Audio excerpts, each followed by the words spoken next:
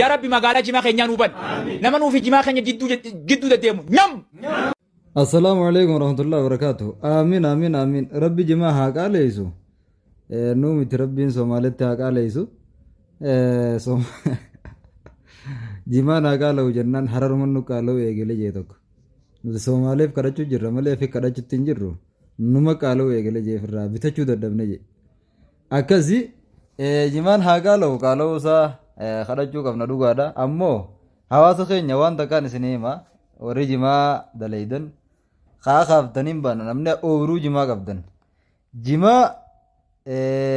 summii ittiin godhina jimaa summii qaba magaalatti hin dheessina haga dandeessanitti irraa eegaa jimaa summii lubbuu namaa alaakina wallaahi wanni kun akka malee lubbuu namaa alaaka geessu jira namni tiruu kanaan wanni kutu jiruuf duniyaarraa akka malee dhiibbaa namarra gaggeessa jimaan kun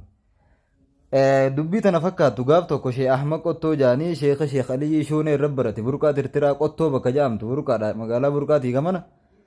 achi bira dheeyne gaaf tokko dheeynaan Sheekha jimaan siiraaf saa hodho jeetiin jimaattichi kanne yeroo kana sheetichi maal naan jee dhiisi naan jee abbaan man qamahu Sheekh Ahmad Qottoo jechuun nama jaba caalima kitaaba dawaatiin baay'ee beekamaadha Sheekh Aliyyi Shoonee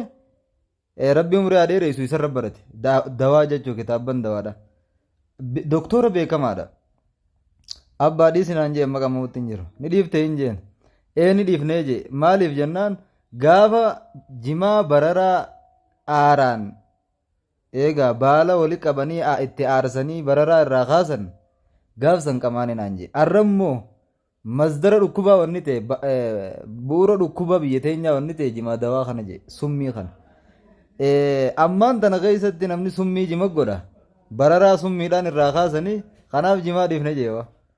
duratti immoo gaafa bararaa aaraan irraa kaasan san aaratti aarsanii osoo summiin ta'in gaafsan qamaane arrammoo dhiifne jee kanaafuu bakka tan eeggadhaaf irraa halaaka lubbuu namaan halaakina naman ajjeesina waan magaalaa dhiyeessitan waan qulqullii tahuu qaba waan lubbuu namarra rakkoon finne tahuu qaba jechuudha isinii gala bakka san keessa firraa eega bakka itti rabbiin nama dallaluun hin beekan jechuudhaaf summiin san hin taatu osoon tahin hanga isii barbaachisu itti godhuu numaatimi garuu nama arra itti godhe arruma gurguruu jira jimaa summii amma itti facaasee amma gabba'uunii jira yaa akii wanni kana haraamiiti magaalaan hin karrabin namaan hin karrabin kasirraa bitu kun hin beeku ati immoo ni beekta arra itti gooteeti ganama kan geessite ifii gizeeniif namni barcaasit dhufate ooruute bakka dawaan qabne jettee ichi deemte irraa guurta kataaraa tana dawaan itti godhe sanirraa guurradhu jettaan nama kee jechuu gizee sidhufe ammoo magaalaa gizee geessite amba gurgurtu arra summii galgala itti gootee boru gabbaataan jechuu magaalatti wanni kun akka malee waan lubbuu namaa gaddaafachuu jiru if eeggadha isinin jennaa warri jimaa dalagu jirtan kajimaa gartee mana ooruu qabdan jechuu خانه إسنيد دامنا والبر خاين ولا تقتلوا أنفسكم جا ربين لبوا تيسنين أجيسنا جا خل لبوا أجيس الرجاء ما